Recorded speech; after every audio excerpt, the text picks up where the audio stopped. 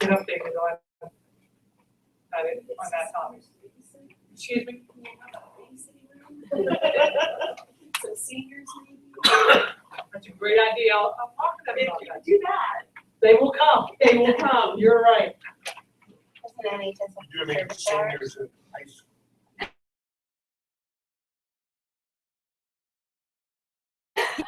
Run circles around.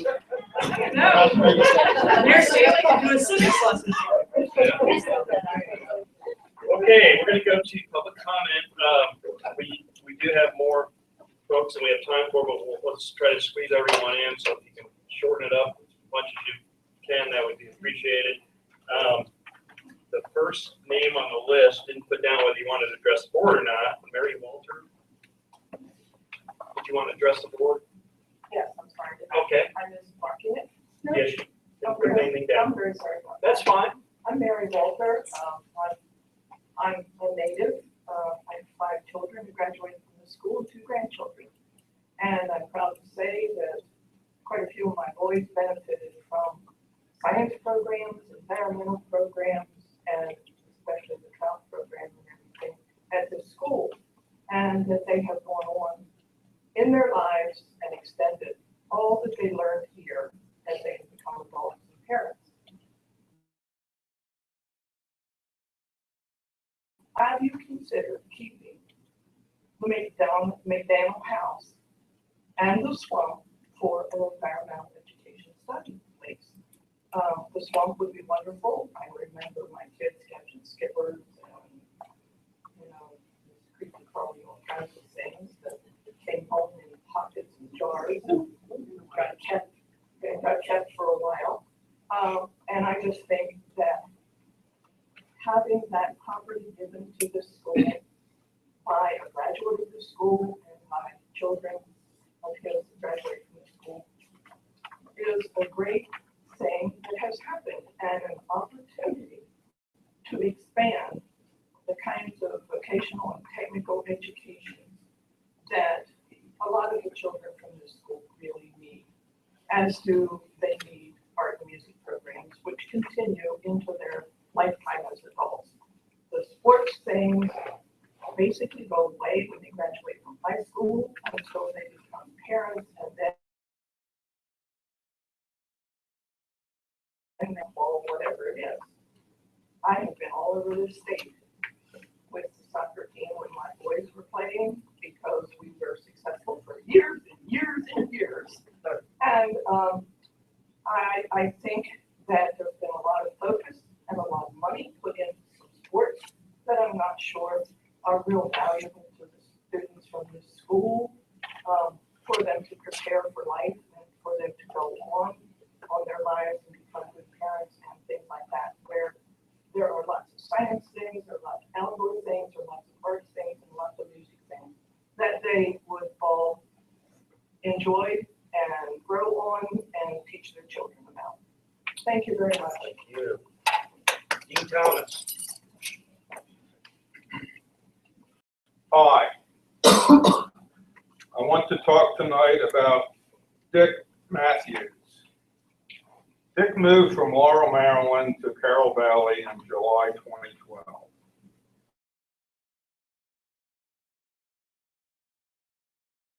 The director of California-based Western Organic Dairy Producers Alliance. As executive director of WADPA, Dick was able to learn a great deal about the Fairfield area school district. He became so knowledgeable that when the Wriggler called and told him that if he wanted to place on the school board, that the Wriggler would make it happen. Are you interrupting me? What is the purpose? It's not on the agenda. The public comment has to do with the agenda. Oh, it has to do with the agenda. How is it relative to the agenda? Well, I'll get to that part. Okay. So on September 22, 2014, 7 months ago, Dick, the least qualified of 6 candidates, was appointed to the board. Today, Dick is again a candidate for the school board who claims that children are of little value to the district. Dick also Also, bike sale. Interestingly, during the time period of which he speaks, Dick not only did not live here, but was being removed as head of the National Organic Program of the USDA. If you want candidates for the school board that have completed and passed background Mr. checks. Thomas, this is not on the agenda. Mr. Thomas, Mr. Thomas, Vote for Mr. myself, Thomas, Katie, this is Mays, not on the agenda.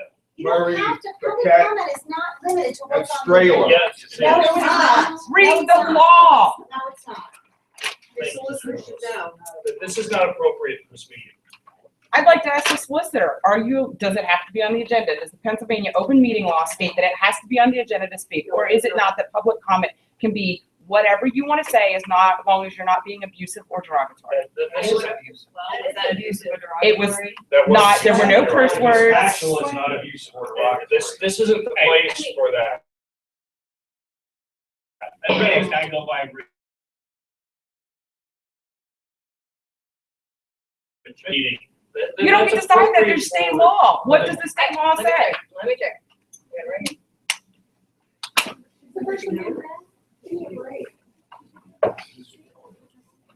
I still have time remaining. You got 40 seconds.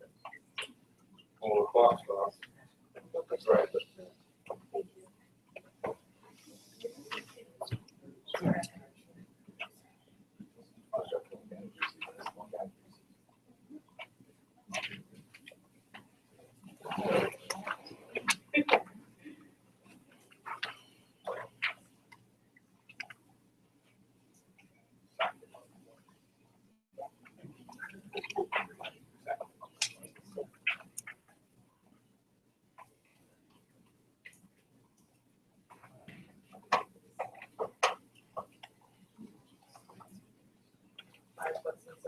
There's a lot. Hold on.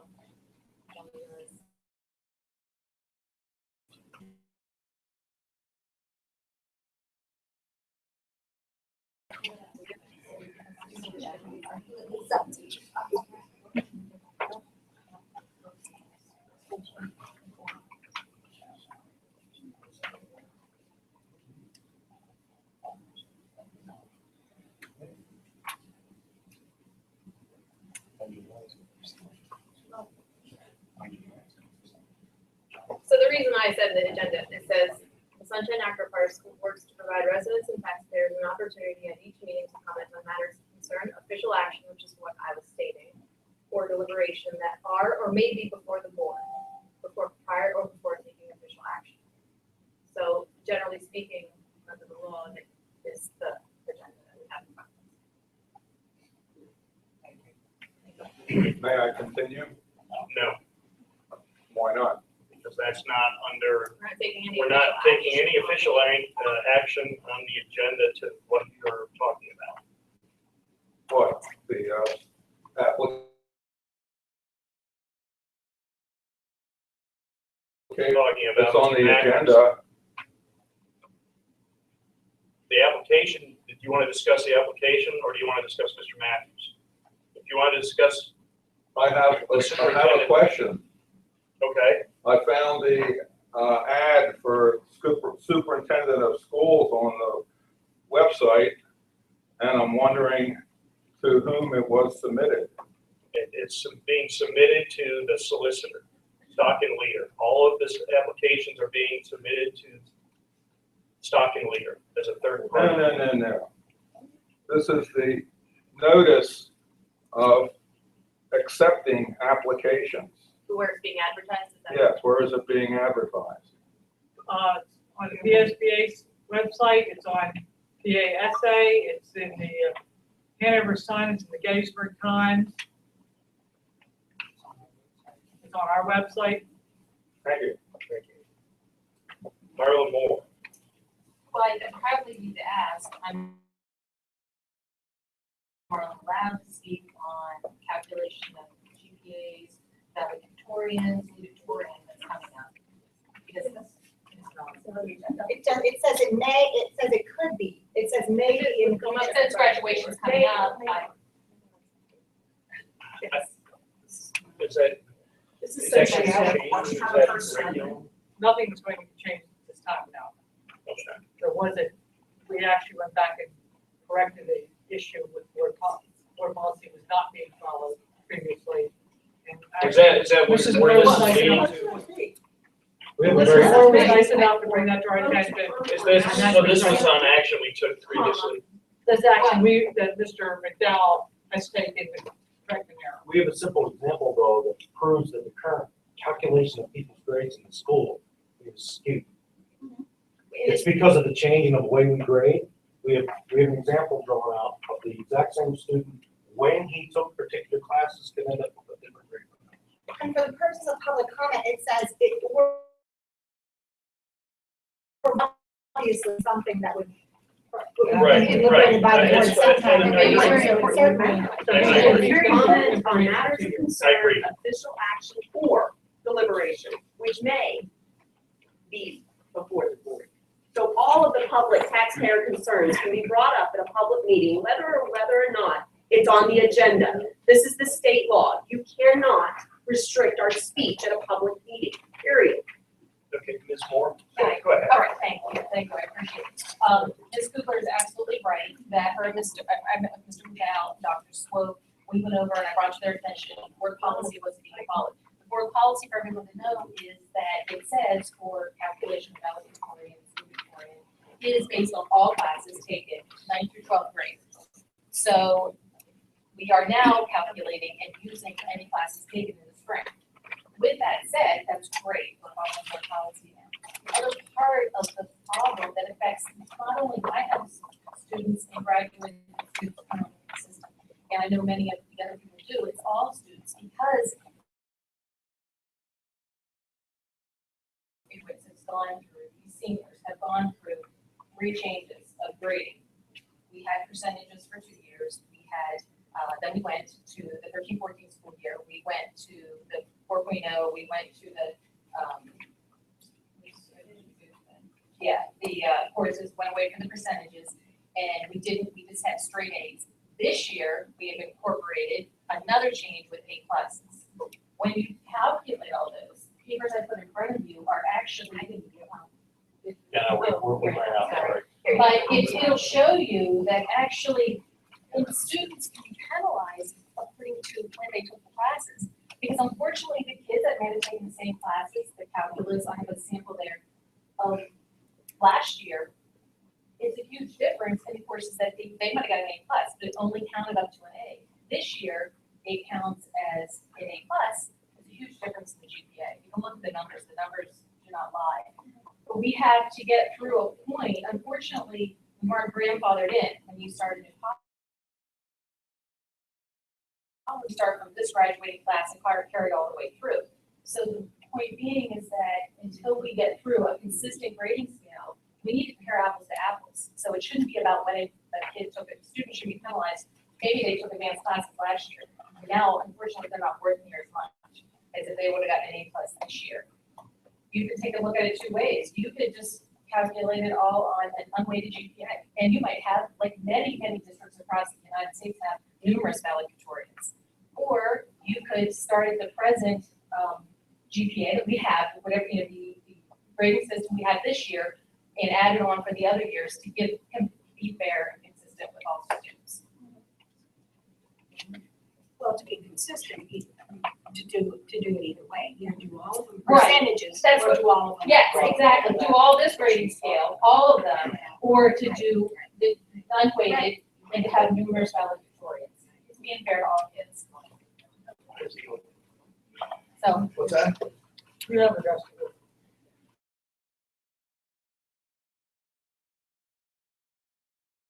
So where we go? but unfortunately, yeah, it affects this year and next year. Thank you for bringing it to our attention. Kendall Moore.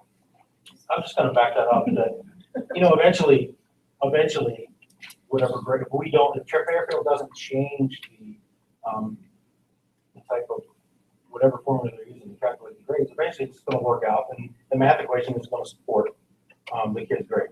It's that simple. But for this year and next year, still, there's gonna be that crossover that, you can do it a million ways, but if the child is being affected, his grade point average is being affected by waiting for the class. And I just don't think that's fair. Right, thank you. Sarah Laird. So I tried to make some notes. I always stand up here and I forget what I want to say. So first, about the 5-year plan that keeps coming up over and over again. I think a lot of the stuff from the 5-year plan was fantastic. From what I can see, there was absolutely no was thrown together, and I think about 2 weeks. You need 150 keyboards according to your 5-year plan you put up. However, I'm told you don't need any keyboards, and you're trying to buy a laptop, so I'm not sure why we would have keyboards anyways. So it was thrown together. Second of all, yeah, the 5-year plan's great, but you know what? It was never required in Mr. Chain's contract. So I'm tired of hearing how wonderful everything is. Yes, it's good, but don't walk around and talk bad about people when it wasn't required. It is required in Ms. Kugler's contract that she produce a 5-year plan. Second of all, as far as the budget goes, I don't want to pay more taxes either. But you know what? Everybody in this room, aside from Mr. Hatter, who I believe is moving back to Texas, is going to be here paying taxes.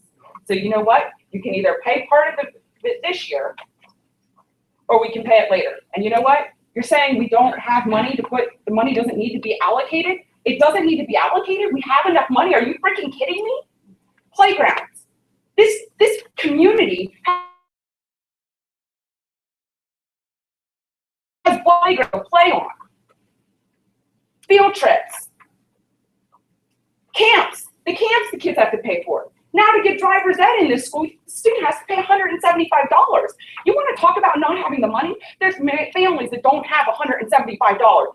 $27 is a lot more reasonable in a household than $175 per child or whatever it is. It might even be more than that now to go through driver's ed. So when you sit here with your zero interest budget, great. I get it. Politically, you want to be people, we didn't raise the budget and you want to leave a mess. Well, we're not buying it. You can, and as far as that goes, it's the 9%. Google Moody's and Pennsylvania. You will find that the state of Pennsylvania has been reprimanded by Moody's over and over again for their requirements for what they say need to be in reserve funds for the state and for school districts. And you can look and see that numerous school districts have been downgraded by Moody's in their credit rating because even though the state says 9.5%, there's nobody in the state coming in to check and go, you have a chiller that's going to need to be replaced. And you can read, and it says it's your responsibility as a board of the district to know when you have these things upcoming. So you're stealing from us is what you're doing. And you know what? We're going to wind up with the max increases. So I hope y'all enjoy it for this year if they go with this 0%. 20 seconds. I think that's pretty much all I have. And the sale of the property, I think it's ridiculous to keep counting on money that you don't even have. If that's crazy. Who does that in their own house? Do you guys do that? Does anybody count on money they don't have? I might get this property sold and I might not. Let me go out and buy something else.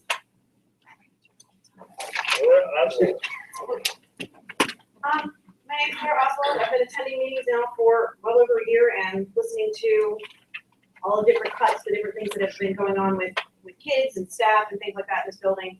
I've been looking at the job descriptions and the budget information that's up on the website. The 5-year plan right now says that the new superintendent will make $145,000 and the associate superintendent $126,000. And the slideshow of the budget presentation says the superintendent will make $160,446,000.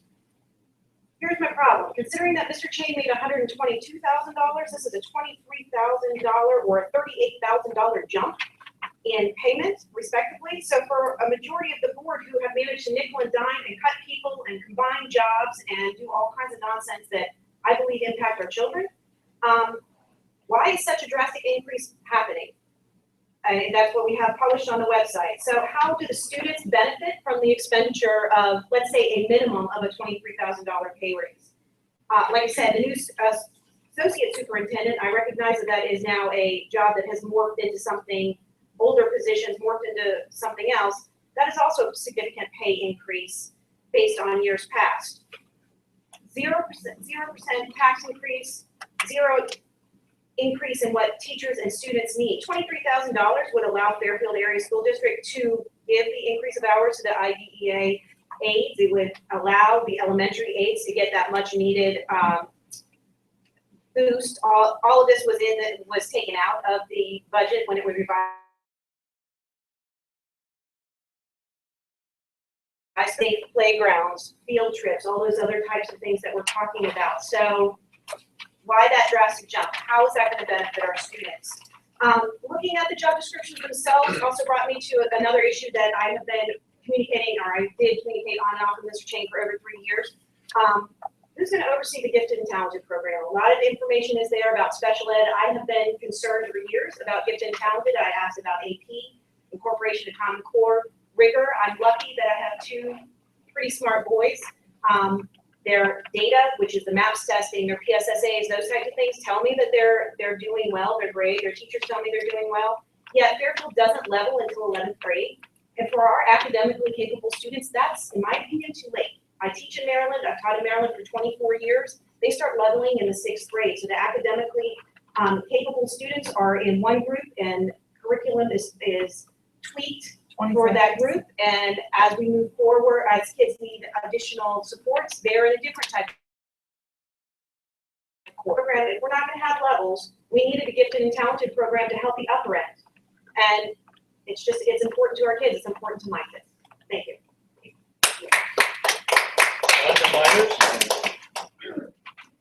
Hi, I'm Rhonda, and I live in Liberty, and I've been attending the meetings for a year, whatever.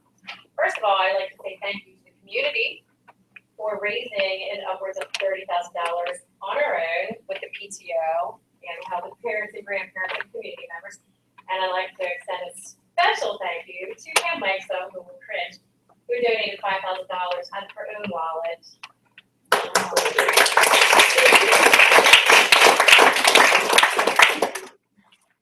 Next, I'd like to talk about some concerns that I have. My concerns are our curriculum and our gifted program as well. My sons, since we've been getting A's and B's, I guess that starts in 3rd grade, have been distinguished honors. This year, at one point, they're twins, they both had 4.25 grade points. I'd love to think they are. Any other would. I know they're not. They're definitely intelligent. So I'm wondering if they have this grade point average, why are they not in an accelerated program if we have one? And at what point, now I just heard that we don't level at the school until 11th grade. And that to me is disturbing because I know in Littlestown, when I went there a bazillion years ago, we did that in 6th grade. That's when I was moved up. So I also have some concerns from other parents. I'm just going to read you their questions because I said I would. Okay. I'll run out of time. That's fine. All right. Why is it called gifted and learning support? The gifted and struggling students who need support, are there both gifted and struggling students in need of support in the same program? And if they are, how do you get into the program to begin with? Why would a child who has a 98% on math testing and very not have honors classes for middle school? These are questions that I know a lot of parents. I've got 3 kids in the school system, and they're all younger. Got twins in 5th grade and 1 in 2nd grade. I talk to a lot of parents, they talk to me, a lot of friends. We all want to know the same thing. So if you guys can answer that would be wonderful. John Jones. Yes, I'd actually like to speak on 2 things. Number one, I'd like to talk about some of the budget items that young lady in the back talked about, and the fact that we're increasing the pay of the superintendent. We're adding a $120,000 a year position for the assistant to the superintendent. But yet, in the last budget I saw, there was there was still a half-hour cut for the teacher's aides. I think these are things that probably would be good. I think the money needs to go directly in direct line with the students, not necessarily at the superintendent's level or the assistant to the superintendent's level. We don't want a school district that's top, and not a lot of people, not the people that are now doing the work, aren't making money. You're still not going to produce quality education. I don't. The other thing I want to address is item M on the budget. It says move to approve through Stock and Leader LLPs, the solicitor. Basically, I wonder if we looked at other law firms under Stock and Leader, you know, we racked up tens and thousands of dollars in legal bills, and yet we still have outstanding lawsuits from board members. I know there's other legal issues within the community that the board is facing. I know that I have a very good friend who's a corporate attorney, and if his clients get sued, he hasn't done his job. He hasn't done it well. So, you know, this is something that I think maybe we should have we looked at or consider other options. Or if we simply just said, okay, Stock and Leader's going to charge us $5 an hour more, let's go ahead and pay. I'm concerned about that. But that's actually all I have for this evening. Thank you. Thank you. Mayor Staley. Yeah, thank you very much. Just 2 or 3 things. As I mentioned before, we did 5th grade civics. Your enthusiasm. So what I'd like to say, I know we're running out of year now, but perhaps next year, I'd like to offer a program that we do, you know, the Constitution, the local government. Takes about an hour. I'd like to do it great. I don't know if you're up to that or not, but I'll volunteer to do it if you want to. Let's see, getting close to the ALS-BLS solution I mentioned before. That has to be in place by 1 July. So we'll have protection for the kids. And then finally, on security, I would like to give that presentation sometime. I mentioned before, folks right here, the administrators, teachers, and students. Thank you. April, Evening, Rachel. I'm going to concur with Mr. Jones at the front there, Stock and Leader.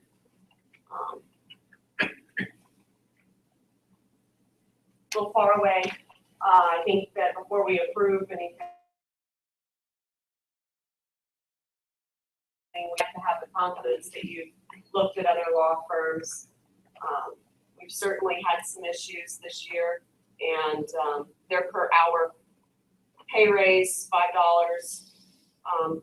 But in general, I think compared to other law firms around the county, I think we can do better price-wise, and don't feel real confident in Stock and Leader right now. Question came up on Facebook if the summer program for the elementary school has been cut. I didn't have an answer for that. There's also some comments on the deficit being at 400,000. Increasing the superintendent in salary, as well as adding a position to the assistant to the superintendent, which I understand is actually the special education director, which was previously occupied by Mrs. Kugler, who also did special curriculum director. But now she's doing all 3 jobs, so regardless, we've got to hire somebody for special ed and someone for curricular. I'm understanding the assistant to the superintendent is for the special education director, as well as other administrative duties. But that also is an increase over the previous salary for that position that had 2 jobs, the curriculum and the special education. All salaries can be looked up on the PA's open website. If anybody's interested and you're curious what the salaries are, including teachers and administrators, it's all open record, so you can certainly look that up for yourself. But the community's talking about it. The community is concerned. I'm glad you're in I did see on the budget tonight during the workshop that you put back in the 0.5 hours for the teachers' aides, which is certainly needed, especially in the elementary school. Kindergarten particularly, where the kids still don't even tie their shoe, but they're expected to write in their journals and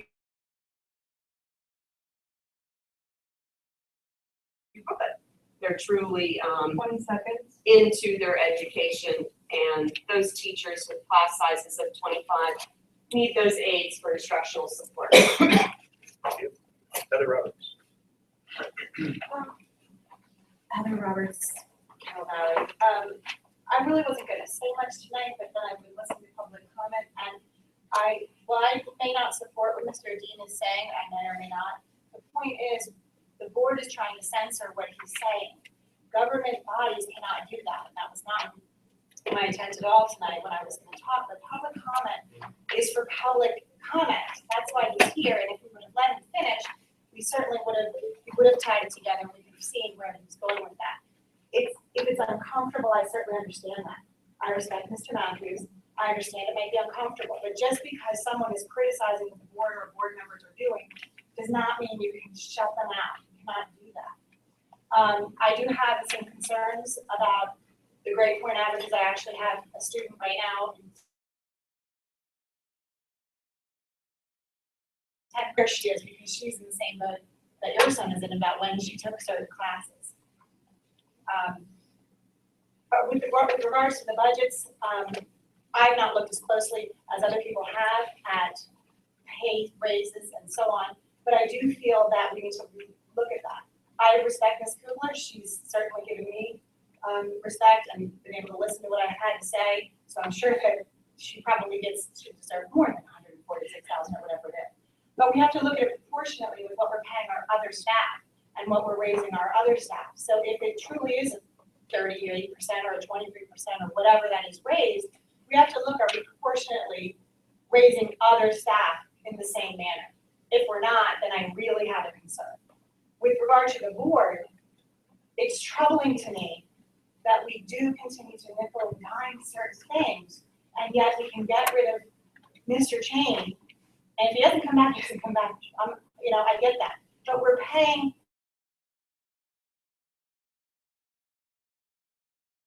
looking at the board as to we can't hire a secretary. We can't give field trip money, which now is down to zero, which I didn't know about, for classes. But yet we can spend this money. I don't understand it. And I think that we deserve an explanation as to how that happens. Because you're talking out both sides of your mouth. You want to save money, but in the next step, I'm going to spend money all over here. It doesn't make sense to us when we're sitting here looking at what you're doing. Lori, you have something? Basically, I just wanted to talk to you about the band again. Last time I was here at the board meeting, I thanked everybody, said the band was working out great. I can't speak for anybody else. I don't know if Sarah's happy with it and her kids are, but they write it also. And then I was told just last week that it is not going to happen next year. I needed an answer on that. I've asked that several times at several different board meetings, never got an answer if the band is going to happen next school year. And if not, I'd like to know why.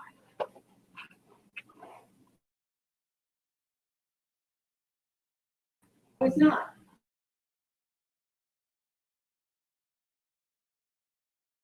But, okay, and one of the ways to save obviously is take back the cost that we had to add for that band. So the board is gonna know that what you challenged me to do, she's telling you, I'm trying to do it, and you can hear. If we change it back to a bus, I can guarantee you it will be less than an hour. It will be the same amount of time it is now. Okay, and time was the issue. So I will be very, very cognizant of that. But if I can save money and incorporate it on a bus in a different area, I'm gonna try. So the problem was the time. I will not make more than an hour. It will be no more than that van is right now. But will it be a van or will it be a bus? I can't tell you that, and I won't be able to tell you that till maybe real early July. If everything goes smoothly tonight, early July, I'll be able to tell you that for sure. But rest assured, the time won't increase. Sarah Scosa. I'm Sarah Scosa.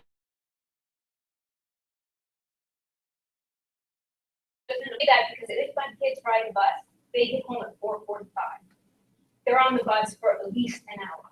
You say the buses are the most 50 minutes, that's only because a handful of parents pull their kids off the bus. Because 4:35, 4:45 is way too late for 6, 7, 8-year-olds to be getting home in the evening. Now you're saying we're gonna cut another bus. So now these kids are gonna be on the bus for an hour and a half.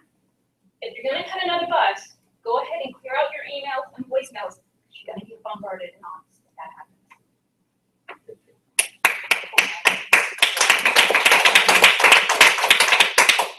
Now, Mr. Thomas, you want 3 minutes without addressing or without being disruptive to the board, but did you want to discuss the superintendent position or Anything that may come up for action. anything that may come up for action. I think I'll just take your apology.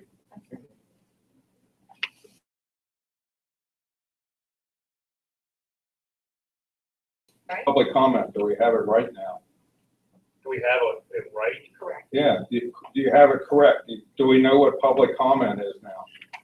Or We should have I to give? apologize, there is a fine line between what some may consider disruptive, and if that was not disruptive to the public, then that's fine. I think that was the reason why we felt that it might be going overboard. Anything of concern, I understand, public taxpayers, anything of concern that may or may not come up for future public action, I agree, I understand.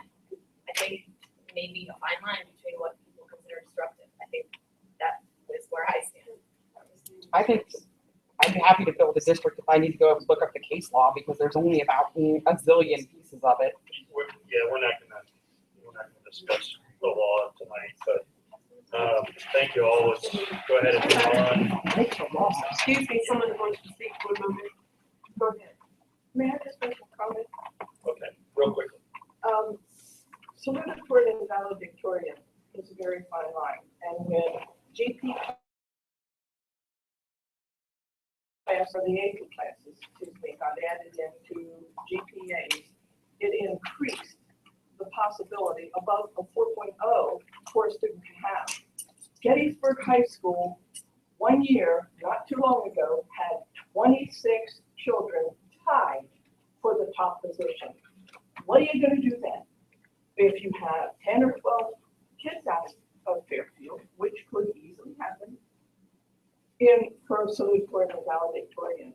And that is why a lot of schools no longer have salutatorian and valedictorians, because they ended up with this big force of kids who were qualified for it.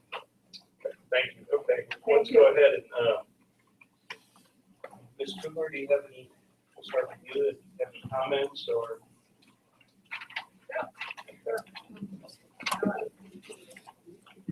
Back here to figure out why I have been responsible. To answer your question, April, there is no summer program this year.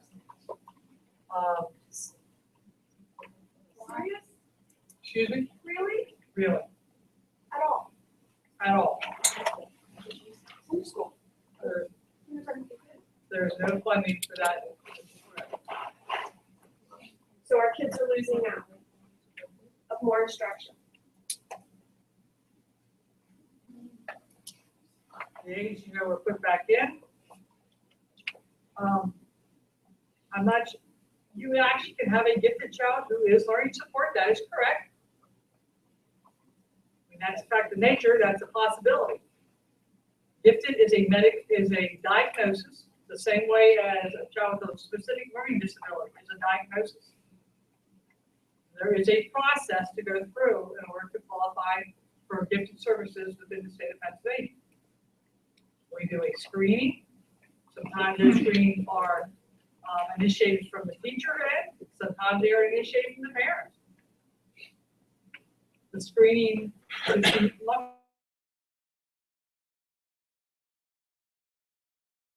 we have are very accurate as to whether or not that child ultimately will meet the criteria for a gifted diagnosis. Gifted diagnosis then gets you what's called a gifted individualized education plan. Gifted education in the state of Pennsylvania falls under Chapter 16. Special education falls under Chapter 14. Actually, I can't remember the year. I would say it was 10, maybe 15 years ago. The gifted population in Pennsylvania at one time were all under Chapter 14. It was gifted and special ed all together. And the gifted parents fought to have their own chapter within the state. And they got exactly what they asked for, which was to become Chapter 16. Then they realized they were going to lose some of the rights of protection that special education students hold. And they did not want to lose that. So some of the rights then transferred into the gifted education, even though they have their own procedural safeguard package, which is the rights of the parent.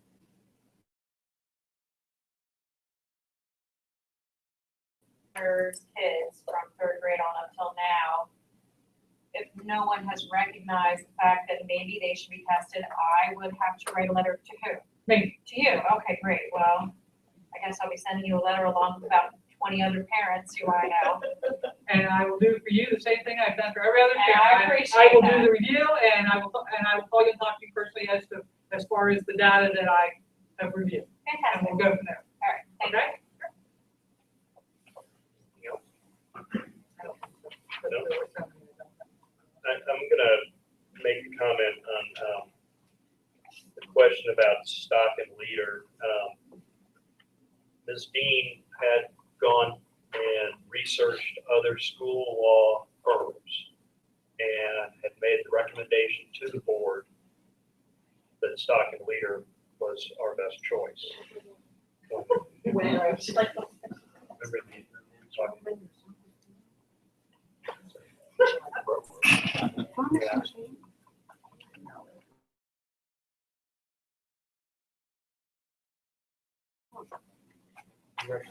Brought up about looking at other. This year? No. Oh, I don't know, maybe. I don't remember what I did last year, right? I know, but I didn't do it this year. That's all. Anybody else? Anyone else have any comments? Okay, let's go on to the consent agenda. Do we have any items to pull? Yes, I'd like to pull them. And is it Mary? Yes. J and K?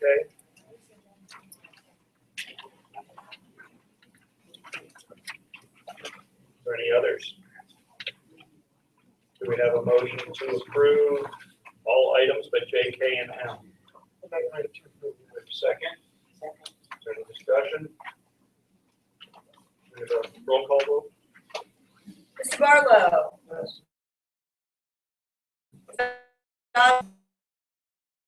Ms. Matthews. Yes. Mrs. Meisel. Yes. Mrs. Van Meter. Yes. Mr. Wickham. Yes. Mr. Hatter. Yes. Pam. It's Mickey and Pam. Or I had to make a decision. Okay, let's start with J. Who was it? The full- It's the same thing for J and K, Okay, just that, I'd like to hear what that wellness program is.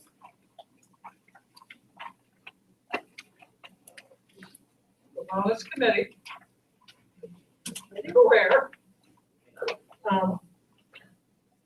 has them completing a form where, they will have to designate what they will do to improve their health.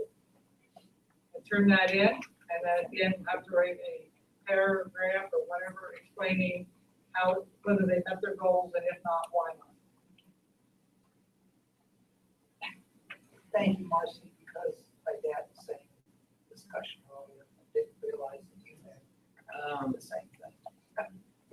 I would like to table these two items then, till we hear. You wanna make a motion to table? I'll make a motion to table J and K. Second. okay. Is there any other discussion? Go ahead and do roll call. Mr. Barlow. And may I just ask a question, when you say you're tabling these two, could you explain that a little more, why are you tabling J and K? I know that there are people would like to look at and meet again with the people who were on the original negotiations committee to make sure that we're all following the letter of what was negotiated, since many of the people who were on the committee were not at the negotiation stage. Okay, we're setting aside from another time. Yeah. Correct. Great, go ahead with the roll call, please. Mr. Barlow. Yes. Mr. Carr. Yes. Mrs. Fiscato. Yes. Mr. Wickham. Yes. Mrs. Van Meter. Yes. Mrs. Meisel. Yes. Mr. Matthews. Yes. Mr. LaFever. K are tabled, and that leaves M, I believe. Ms. Yeah, I So- want to pull this because I think we should maybe table this and look at other solicitors, because we pay an hour travel here and an hour travel back to York for these individuals. And I would rather spend the money on the solicitor actually, being a little closer, so we're not paying such a been talking about budget all night, and where we're trying to save money here and there, and I think this expense this year has been astronomical for all kinds of reasons. But I think in looking at them, I went in today to look at what we are paying stock and meter for. I'll save that for another meeting, but I just think we are a county seat here. We've got so many attorneys, and we have attorneys that do know school law. And I think we should do a little bit more due diligence on this one.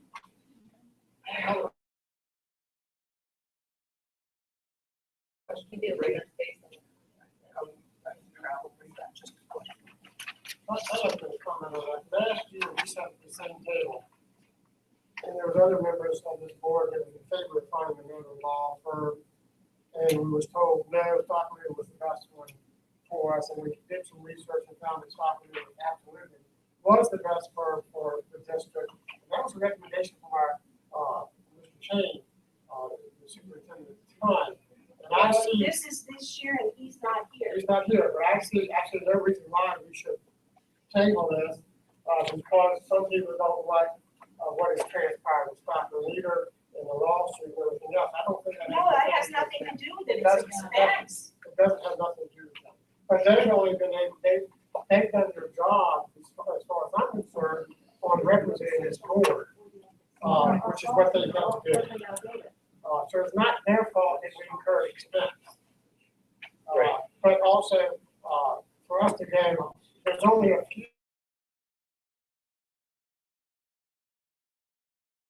firms in the state that actually have expertise, and I don't know of any in Adams County that has expertise in school law.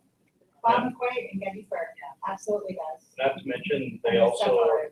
And we've had handling the Bob bonds. McQuaid here before. What's that? They're also handling the bonds, They're also restructuring, bonds. so it's a multifaceted for the school issues.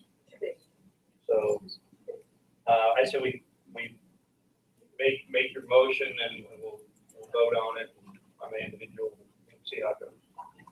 I have to say one more thing. Okay. The problem is there's no monitoring of what's going on between people of the board and Stockton Leader.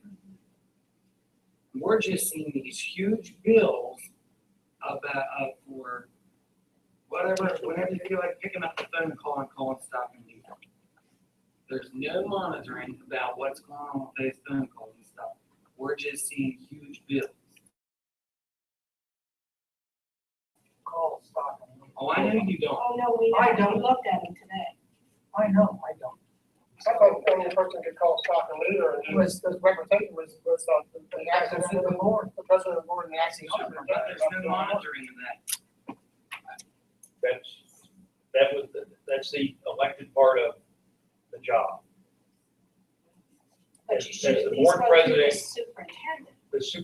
What's that? You should at least go through the superintendent.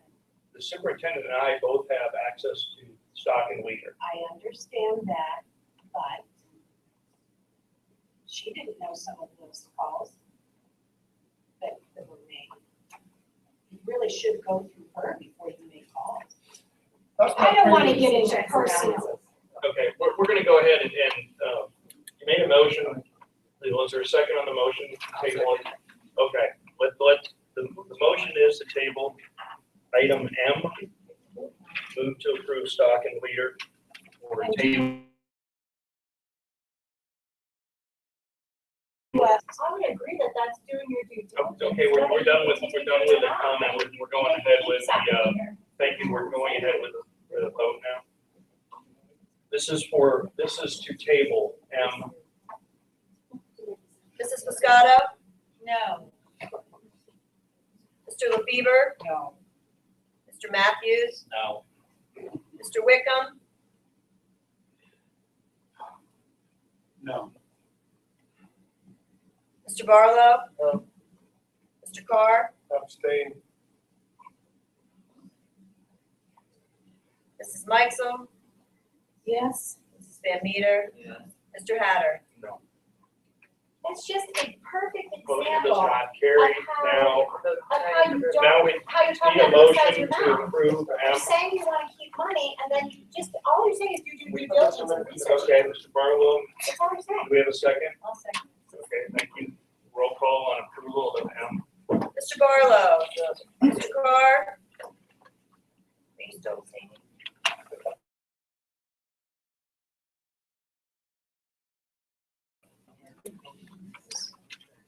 Yes, Is that a yes, you're abstaining, or a yes or yes? I'm abstaining. Mrs. Moscato? Yes. Mr. LaFever? Yes. Mr. Matthews? Yes. Mrs. Meichel? Mrs. Van Meter? Mr. Wickham? Yes. And Mr. Hatter? Yes. Okay. We're going to move on to, that was everything through T, correct? We're gonna go to other action items where we move the addendum. You're gonna read that first? Okay. This is the addendum. Make a motion to approve the 2015-16 proposed budget with revenues of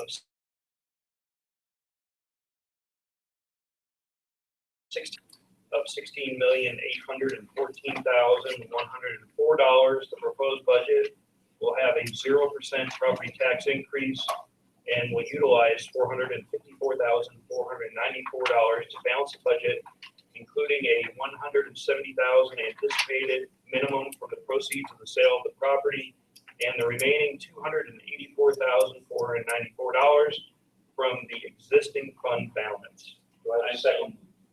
It's not time. Mr. Member, I understand that, sir, but I missed the budget workshop today. You're making a final approval on a No, budget. this is a preliminary. It's not, okay. It's a Yeah. preliminary. Yeah. I apologize. Do we have a motion? Mr. Matthews moved, and you moved second. Are you making a vote now? Mr. Matthews? Well, they both moved, They go. so pick one. Mr. Matthews moved, Vicky, you want me second? Okay, roll call please. Mr. Barlow? Yes. Mr. Carr? Yes. Mrs. Moscato? Yes. Mr. Meichel? No. Mrs. Van Meter? No, Mr. Wickham? I have to abstain. And Mr. Hatter? Yes. Okay. We're going to other discussion items, the food service analysis by Ms. Dean. I emailed all of you, I think, and I provided at your tables some historical detail as well as my 15-16 proposed numbers for the food service fund. This does not necessarily get formally approved, but obviously we do want to, I want to present it for discussion and let you know where we are. I'm anticipating if everything would go perfectly in 14-15 that we may end up with about $10,000 left over operationally this year. And for 15-16, my proposal shows about $1,500 operationally for next year without a meal.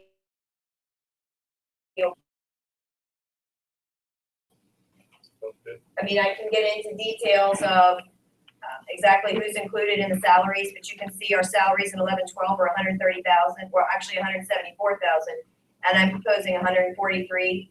So obviously everything is much less than it was 5 years ago, significantly less. Right. This is based on current meal count. It takes into consideration, we had some issues this year, I think I shared at a prior meeting with some a la carte pricing and a few other things. And so we're gonna make those corrections next year. This year, they might have cost us about 5 to 10 grand, if I speculate a bit. So, we're making those corrections, and sometimes it's trial and error, but, obviously, 5 years ago till now is a significant increase. And I asked the board to take my recommendation to accept this as presented without a meal price increase, since we had such a significant increase last year. Any discussion? Yes, I just would like to say this, that last year we did face.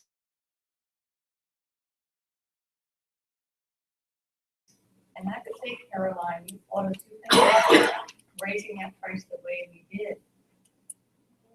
But because it wasn't raised each year a little bit, because groceries continue to climb and meat is going up, I can tell you meat is going up big time.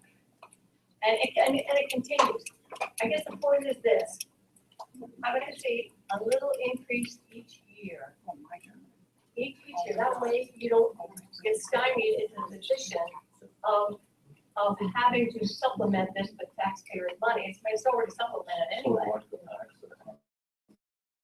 But, and a little bit each year, that's what I do. Keep abreast. I like to see that done. I would say that back in 11 and 12, those huge losses, you could have raised meals, and you wouldn't have covered those losses. Those losses are primarily operational spending, was not in line with where it needed to be. When we raised meal prices in 14, 15, and I did argue for it not to be as large, I agree we needed an increase, but I'll defend myself enough to say that I just didn't want it to be as large. And I think that my argument is showing because we are going to have a surplus, I hope.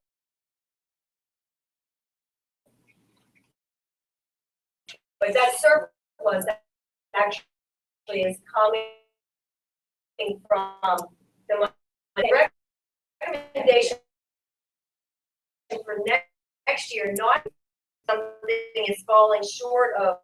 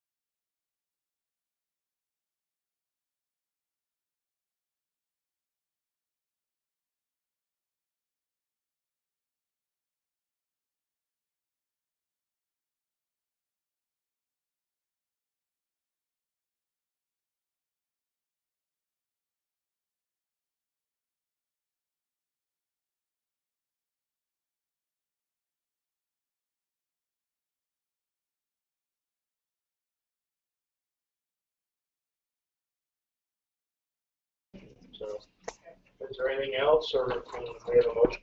I have one other thing I'd like to talk about, which is just a recommendation to the policy committee. If someone alluded to this earlier about public records and things that being available in public records as far as salaries and benefit packages of everyone in the district. And I know for the county every year, because I have people in the county that are teachers or friends of mine, and their salaries and their benefit packages are for the public record for to the newspaper. I challenge the policy committee to look at that and maybe implement a policy that we would start advertising once a year the salaries of everyone in our district and every benefit that they have. The public can see exactly where their money's going for that. It was something we have to put into the policy. Why would you pay for it when it's already online? Is that a question already? It is. So then we could actually go a little bit farther, like Frederick County, and actually publicize it in the newspaper once a year, like in July. The school board doesn't publish that. What they do. The school board does not publish that in Frederick County. That is an independent newspaper that publishes that out of their own pocket, not the school board. So why are we gonna spend district money to pay for something that's available online? To the state. Just a recommendation for the policy to look at and see if that's something. We'll talk about that. Okay, is there anything else, or do we have a motion to adjourn? We have a second.